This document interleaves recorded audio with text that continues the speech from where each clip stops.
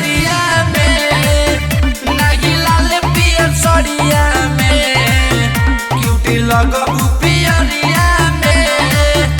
बड़ी निक लगिए धनिया, अरग देबू भोर हरिया में, नहीं लाल पियर सड़िया में, क्यूटी लगबू पियरिया में, नहीं लाल पियर सड़िया में, क्यूटी लगबू पियरिया में,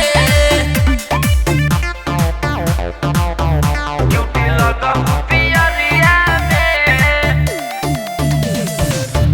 नहीं लाल पियर सड़िया में, क्यूटी लगबू पियरिया में। चानी जस रूपवा पचानी के साड़ी, लगबू धनी तू बड़ी नु प्यारी, छठी मैया के कृपा तहरा पर बनी, बन जाइबू धनी जल्दी तू मम्मी। चल हाली से निकल चल, छठी घाट के डगरिया में, नहीं लाल पियर सड़िया में, क्यूटी लगबू पियरिया में, नहीं लाल पियर सड़िया में, क्यूटी लगबू पियरिया में,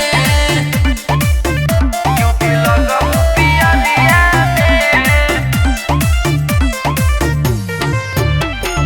बोला बोला सूरज गोसाई की जय।